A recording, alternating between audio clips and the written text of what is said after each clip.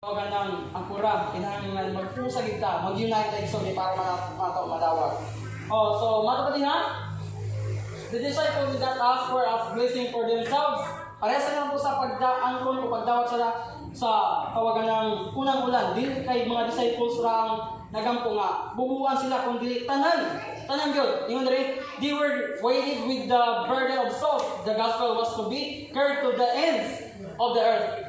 And they claimed the endowment of the power that Christ had promised. Then it was that the Holy Spirit was poured out. And thousands were converted. Natin matingin na ito again. Nasa dihang dawat nila ang tawagan ng unang ulan. Doon na sa eager na sigson sa pagsangin sa mga balita o tabo. Ito ang may ang hidanatan. Usa kalibo, tag sa kalibo ang converted sa matag adlaw. So, doon na gihatag ang kabukaton ang mga kalag na nasa palibot na kinahanglan o kaluwasan usab. Kaya kung kinahanglan ng kaluwasan ikson, tawagan ng sinapod, di ba? Kaya ang tao nakailaw ng impyerno, di ba? Bisag wala na sa mga alagad nakailaslaw kung sa impyerno, kung sa itang sa tao kung maimpyerno, di ba? Kaya itong hinduman, duhay na natin sa tao. Kung di ka malangit, impyerno. Kung di ka impyerno, salamat kay langit. Ano naman na? Wala man tayo laing option igsoon sa itong pagpangalagad. Datong tinuod lagi kong gingon sa atong mga igsoon na nga dunay purgatory. Pagalanganin kang buot, pagalanganin kong kang dautan, purgatory yun, wala mong igsoon. Ingon nila pag ang tao, alanganin buot, alanganin dautan, at nahasotong nga. Yung wala naman mabasa igsoon, duha raman igsoon ka, tawagan ng dalan. Dalan nga luwag, dalan nga higpit. Ang dalan higpit igsoon, gamay rin nakatod igsoon kaya naman. Walay ganahan igsoon nga ang ginaway igsoon isuro pero diha ginasubot si Jesus Christ. So, mato pa sa unahan, kinahanglan gitag pagbubo sa hawlaing ulan. Sunod, Review ng Herald, July 21, 1896. Or sa Christian Service so mabasa po na 253, paragraph 2, in the great outpouring of the Spirit of God, which lightens the whole earth with His glory, will not come until we have an enlightened people. Ginahanglan una dahil tamahayagan iso. Ginahanglan una nga. Kinang mga tao, gitawag, katawan, na namulot yung mga especially kitang nangalagad, ginahanglan enlightened ta. Sunod, that know the experience, what it means to be laborers together with God. When we have entire wholehearted consecrated to the service of Christ, God will recognize the fact by an outpouring of His Spirit without measure. But this will not be while the largest portion of the church are not laborers together with God. Kinahanglan dahil ta puros magbubuhat. Ihatag na niya igsoon kung mahimot ang tanan mga laborers niya. So, atong hinumduman, utangan tangtanan. Dili nang utang sa suki card. Hanggang ina sa suki card. Dili ka utangan igsoon sa bangko. Dili na igsoon. So, ang utang nato nasa Roma 1:14. Nakabasa mo na? Roma 1:14 ingon sa Apostol Pablo, kay ako utangan man. Dili sa kwarta. Dili sa tawagan ng unsa diha yuta. So ang utang ni Apostol Pablo di pasabot diha ngadto sa way mga kamangkaagan ni nato igsoon inosente sa kamatuoran. Ingon si Jesus Christ sa Matthew 10, kay nakadawat ka mong walay bayad, panghatag usab ka mga walay bayad. Ang pagdawat nato sa presente nga matuoran igsoon libre na, di ba? Libre na, kinahanglan lang gid ang paghago. So, mato pa diha kinahanglan una kita mahayagan. Nga unsa? Gikinahanglan tang mahimong magbubuhat kauban ang Dios. Kay kung di ta magbubuhat unsa nato ang unay-ulan. Kung nagbasa mo sa last level, ay tungod sa pagbuko sa ulan, mato pa dito kinahanglan mahimong tang tawagan ng madasigon sa paglisay sa mayong balita kay para ang pagdawat sa ulan tawagan ng o ang pagbukos lang ng ulan, doon ay katuyuan. Mato pa dito, kung mangayo ka gahom sa balang espiritu, mao ulay ng ulan, kanang pangayor po ng igo-igo. Kung sagot po sa Botalikson, kanang igo-igo ba? Nga, imong kaarangan. For example, tawagan ng nakay talent nga mukanta, kabulo ka mo, pero di kayo kahanas, So mangaya ka sa Ginoo gahom sa balang espiritu nga mahanas ka, di ba? Mahanas ka muwali o unsa pa diha nga buhat nga iya sa Ginoo. So matupad dito sa last event kanang igon natong kaarangan di po ta din pwede nga mangayog sobra-sobra. Ingon diri, dili is fatal. Dili is fatal. I was shown God's people waiting for some change to take place. Akong feeling power to take hold of them, but they will be disappointed for they are wrong. They must take hold of the work themselves and earnestly cry to God for a true knowledge of themselves.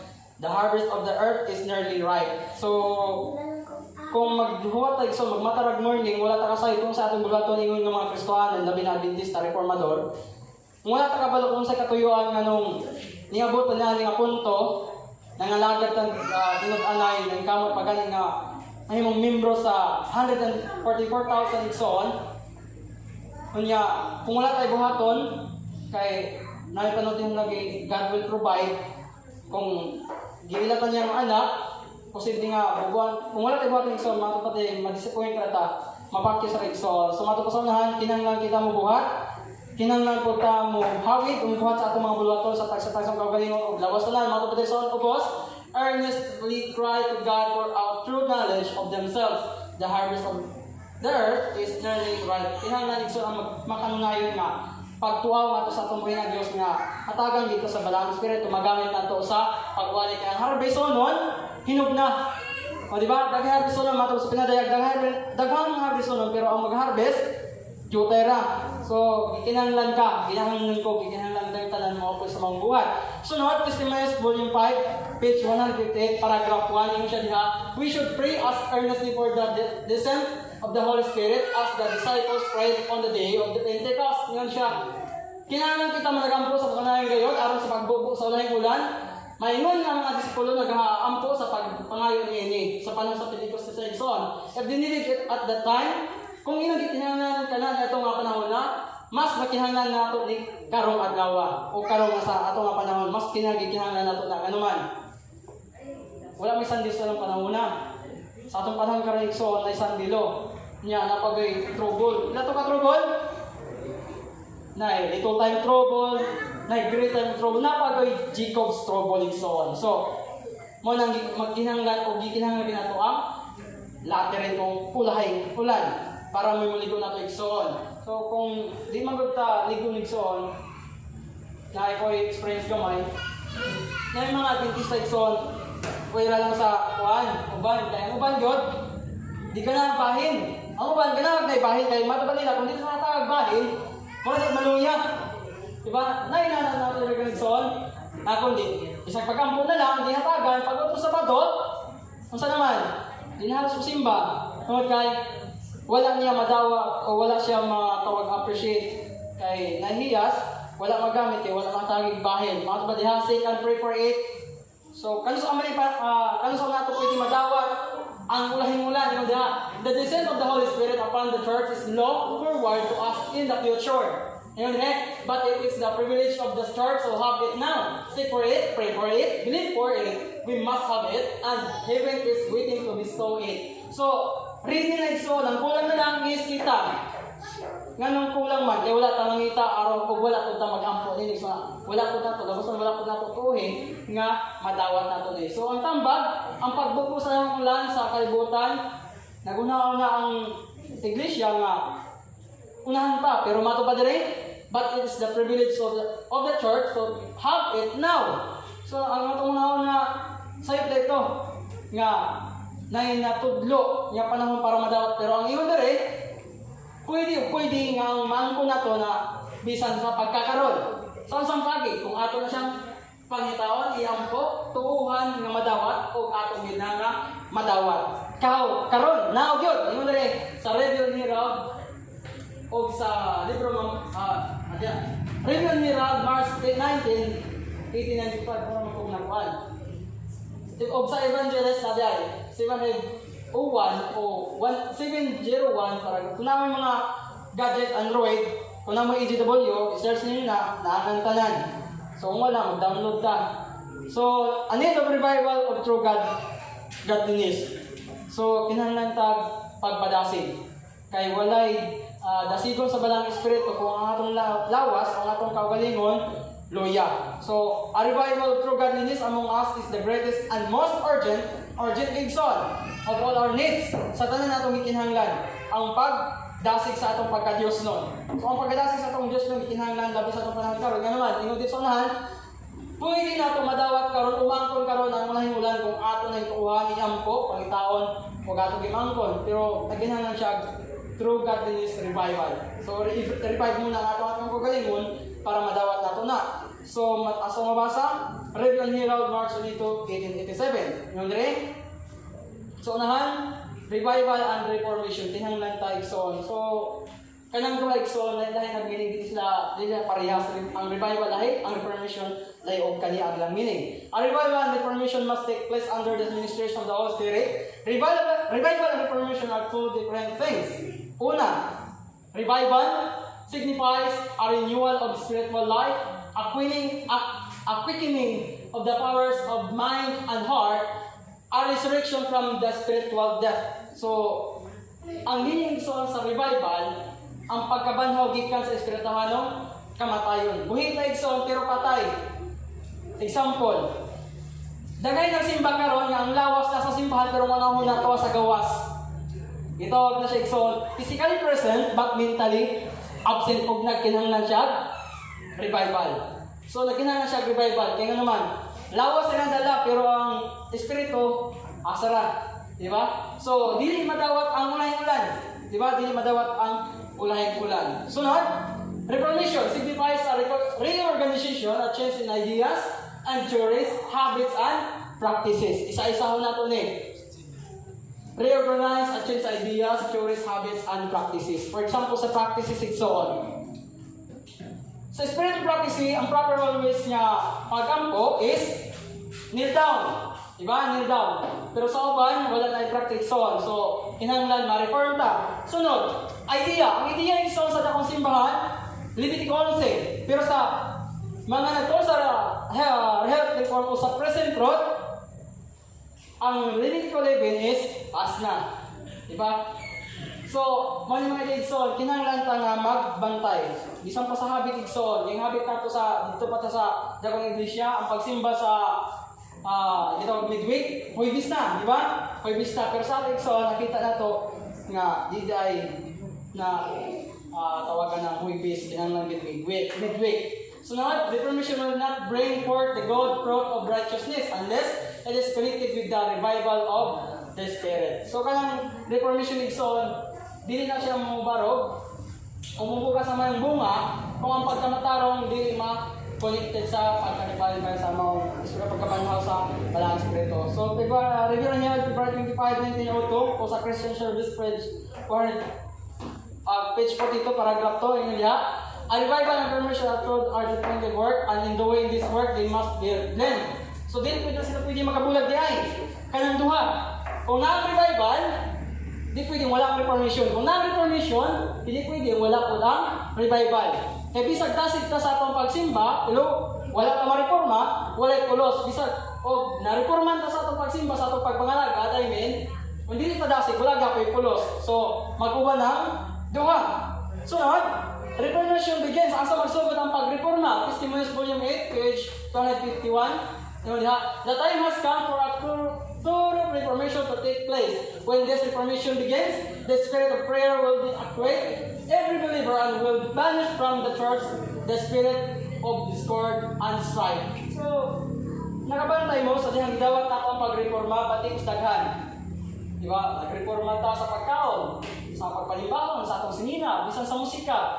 Diba? Sa atong pagbati, labos ko nga, kanang pagbati son, magpasabot sa kasing-kasing. Kaya pinakauna natong buhatin sa pagreforma, ang atong kasing-kasing. Diba? Kaya sa tanang butang na asa tong lawas, para Jeremias, kanyang kasing-kasing may malimbungon sa tanang butang. Sa tanang butang igsoon, malimbungon ang kasing-kasing. Muna na, ang pinakauna na atong buhaton sa pagreforma, o kung magreforman ta, mag-apply sa pagreforma, so sino na ito atong kasing-kasing willing bata? Diba? Willing bata. Kaya kung di na ito reforman igsoon, bisa pag nindot ang idea sa pagdawat sa revival and reformation para madawat ng Holy Spirit, mga laterin son, wala ito ma-reform atong kasing-kasing yung posible gina. Sa Matthew 16, matupad diha, there will be no confusion because all will be in harmony with the mind with the mind of the Spirit, the barriers separating believer from believer will be broken down, and God's servant will speak the same things. The Lord will cooperate with His servants. All will pray understandingly the prayer that Christ taught His servants. Thy kingdom come, Thy will be done in earth as it is in heaven. So ina dapat ang prinsipyo sa mga tao nga iya sa Dios. So wala tayong mahimo sa ato nga kaugalingon kung dili ang pagbuot sa ato nga Ginoo nang kanunay natong hangyon nga ang iyang pagbuot dili nato, di ba? Bisan natin kaikag sa ato nga kaugalingon nga muminsahe kita pero wala ta magtugyan mo nang kabantay mo kung maminaw tag mga mensahe nga sincero kinahanglan gyud. Unang buhaton mo sa gani magampo kita nga naman. Bisa tag cum laude kita sa atong pag-eskwela, nakakabot tag taas nga edukasyon sa atong kinabuhi. Kung tawhanan lang atong gamiton, dili na siya mapusdan. Kinahanglan ang pagtugyan. So matupad sa mga teksto, matuman na imong pagbuot din sa ita mingon sa langit kay wala gyud mahimo ang tao. No strive for supremacy. So wala imong palabuan na igsoon para nga ang atong ikinahanglan magkabot yun. When the laborers have an abiding Christ in their own souls, when all selfishness is dead, when there is no rivalry, no strife for the supremacy, when oneness, basig may matag, may oneness diha, di na igsoon religion, no? Exists when they sanctify themselves, so that love for one another is seen and felt, then the showers of the grace of the Holy Spirit will just as surely come upon them. So, narig so, no? Kung nanandun ta, mabubuwa sa unang ulan, kinahanglan, what oning selfishness, mawala ang supremacy, magkilo kung kinsay labaw, wala po ning kaugalingon kayo na una. Sa short na pagka History Exxon, kinahanglan atong dumilian na atong kaugalingon. Magunaw na sa pagkawalingon, magunaw na po sa atong isika-ingon. So matuman na Exxon ang itawag higugma ang imong kaaway, di ba? Higugma itong kaaway kung kinahanglan tag pagbubo sa hayang ulan. Love one another. Tingnan niyo ha, Christianity is the revealing of the tenderest affection for one another. So ang mga Kristohanon, di sila tigpangitag gugot, kundi tigpangita sila kalinaw. So, mato pa sa Ministry Healing for page 470, paragraph 1 yun siya. No other influence that can surround the human soul has such power as the influence of an unselfish life. The strongest and agreement in favor of the gospel is a loving and lovable Christian. So, nakita na Igsoon, ang tinag-Kristohanon sa gani, loving and lovable Christian. So, walay duha-duha Igsoon kung mahigugmaong tao niya. Kung sa kalainan sa labing Igsoon o lababon. So, kung gitawat na itong may balita, ikinahuhin nato na, ug nahimutang labing ang lovable Christian, mga Kristohanon mahigugmaon, sa tanan. So, wala na tagbilig Igsoon nga, ang pagbubo sa mulan, mamalangan pa, madawat na. Muna sa ikadawang hari, mga hari Igsoon 2:9 ingon diha. Og nahitabo sa pagpakatabok na nila nga si Elias mingon kang Eliseo, pangayo unsay akong buhaton alang kanimo ug dili pa ako kuhawon gikan kanimo og si Eliseo mingon, ako nagahangyo kanimo himuang ang pinilo nga pahat sa imong espiritu mukonsad kanako. Himo na to ni. Sa samang gihimo ni Eliseo ato kang Elias. Sa wala pa siya makaya gingon si Elias. Pangayo kung unsay pangayo nimo ani nako samtang naapa ko, di pa ko kayabon. So ang iyang gipangayo ang sa kanigson, pahat sa imong espiritu mukonsad kanako. Di ba? Kay nakita ni Eliseo nga si Elias musaka na. Unsa kay sekreto? So ang iyang naunaan ang samang espiritu nga naa niya. So, di na lang ito, kanina lang. Diyan, tama. So, ano Igsoon? Ang ka-importante sa unang ulan, mas importante ang ulan-ulan. Kaya naman, mukha kita Igsoon, daghan nga katawagan ng challenge sa itong mga kinabuhi. Kaya nga itong pagpangalagad karon, nga itong pagdayon Igsoon, di ka wag katang matarong. Diri mo yung sao ng Pedro, kung lisod mo kayo iwasan ng matarong, kung sa pa kang di Diyos nun. Diyos ko naman ta. Pero kung dili pa mahigog mo lisod, yung pagka-Diyos nun, ang pagdawat sa ulay mo lang, di kita madawat lisod. Kung labas na, kung mahigog mata niya, pinili ra.